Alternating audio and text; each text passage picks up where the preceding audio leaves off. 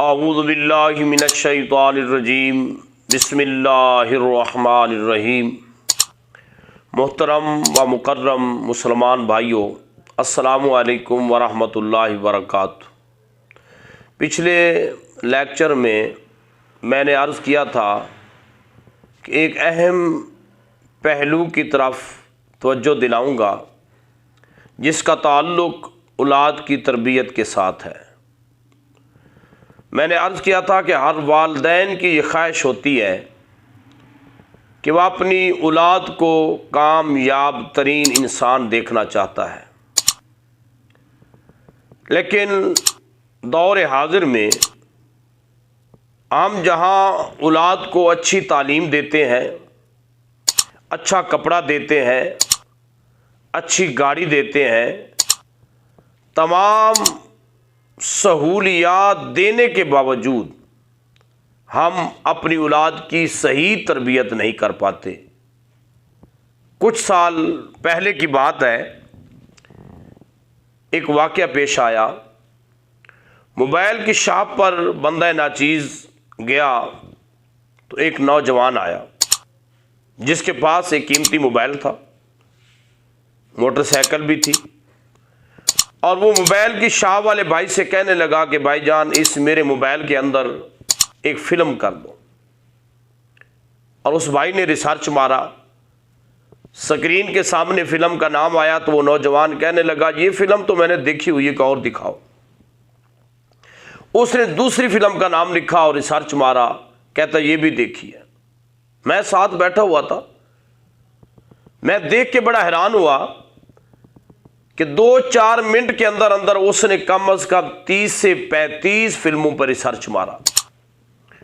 और वो नौजवान कहता है, भाई ये मैंने फिल्में देखी हैं, मुझे स्टोरी याद है, मुझे गाने इसके याद हैं, डायलॉग याद है। मैं बड़ा हैरान हुआ।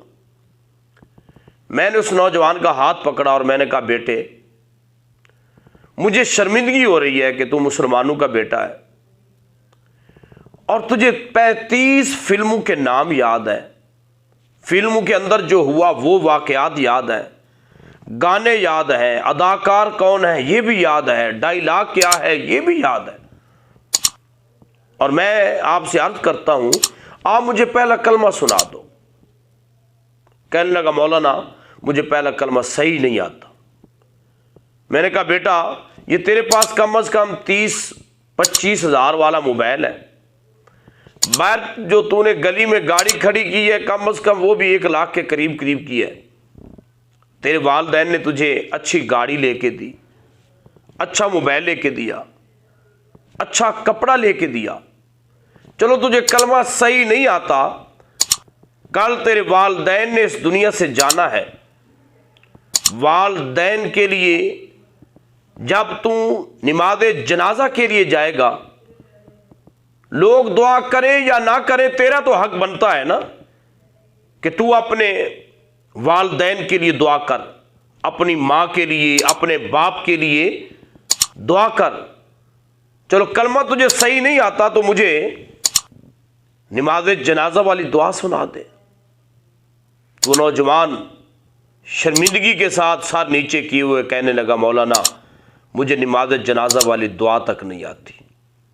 मेरे भाई, सोचने का मकाम है कि मेरा बच्चा जो मोबाइल की हर चीज़ को जानता है, मेरा बेटा दुकान चला सकता है, फैक्ट्री चला सकता है, कारखाना चला सकता है, और जब वो घर आता है बाप अलग पूछता है, भाई अलग पूछते हैं, माँ अलग पूछती है, बेटा सुनाओ आज कारोबार कैसा रहा, कितने पैसे कमाए, कितना आया, कितना दिया किसी को, सारे मामला हम पूछते हैं।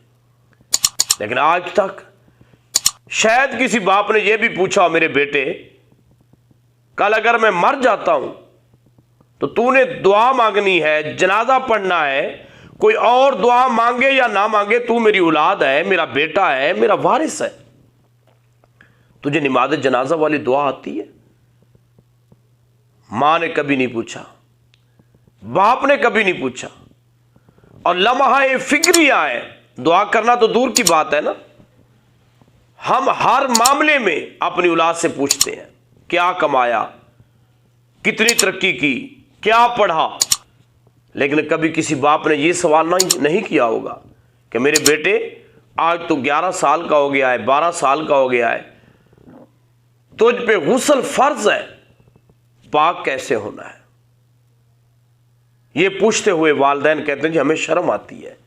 मेरे भाई, सोचने का मकाम है, अगर एक बाप को बेटे से पूछते हुए शर्म आती है कि मेरे बेटे गुस्ल कैसे करना है, गुस्ल के फरैज क्या है, तूने पाक कैसे होना है, अगर बाप नहीं पूछेगा तो फिर कौन पूछेगा?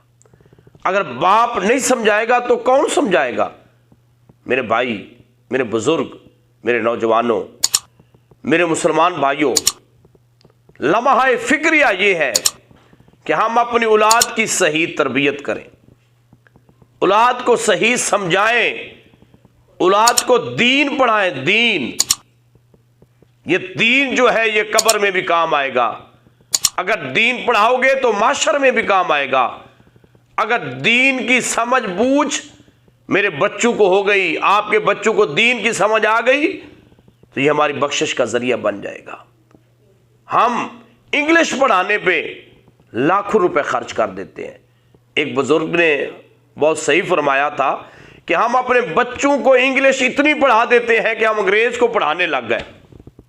भाई, मैं तुझे पढ़ाने आ गया हूं, मैं पाकिस्तानी हूं, मैं मुसलमान हूं, मेरी लैंग्वेज, मेरी मादरी जबान उर्दू है, मेरी मुल्की जबान उर्दू है, लेकिन मैंने इंग्लिश को इतना पढ़ा है, अगर अंग्रेज का बच्चा भी मेरे सामने आ जाए तो मैं उसे इंग्लिश पढ़ा सकता हूं। लेकिन दीन हम इतना भी ना पढ़ सके कि खुद पढ़ के उस पर अमल करके जिंदगी गुजार सके। यानी ये दीन के अव्वलीन मसाइल हैं कि गुस्ल कैसे करना है, नमाज कैसे पढ़नी है, वुजू कैसे करना है, जी नमाज जनाजा बाप का पढ़ना है, दुआ कैसे मांगनी है। ये बिल्कुल आसान से मसाइल है, लेकिन कभी किसी बाप ने अपनी औलाद से पूछा तक नहीं है। मैं गुजारिश करता हूं, खुदा के लिए अपने बच्चों को दीन सिखाओ, दीन पढ़ाओ। मैंने एक पहले लेक्चर में अर्ज किया था, हमारे यहां तो यही होता है, बस एक आलिम दीन है, उसने दीन सीखना है, उसने दीन पढ़ाना है, हमारी तो जिम्मेदारी नहीं है।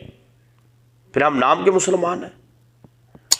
जब हमें गुस्ल के बारे में, वुजू के बारे में, नमाज के बारे में पता ही नहीं है कि कैसे पढ़नी है, गुस्ल कैसे करना है, वुजू कैसे करना है, वुजू के फर्ज क्या है, नमाज के फर्ज क्या है, पाक होने का तरीका क्या है। मेरे भाइयों, अगर हमारी औलाद कल अगर हम फौत हो जाएं तो हमारे लिए दुआ भी ना कर सके तो दूसरे लोग हमारे लिए क्या दुआ करेंगे। अपनी औलाद को पास बिठाओ, सही तरबियत करो, अपनी औलाद से पूछो कि मेरे बेटे, क्या तुझे दुआ मांगना आता है कि नहीं आता, क्या तुझे नमाज के मसाइल आते हैं कि नहीं आते। अल्लाह के आलम की बारगाह में दुआ है, रब्बुल इज़्ज़त मुझे और आपको इस्लाम के मुताबिक अपने बच्चों की तरबियत करने की तौफीक अता फरमाए। अस्सलामु अलैकुम व रहमतुल्लाहि व बरकातुहू।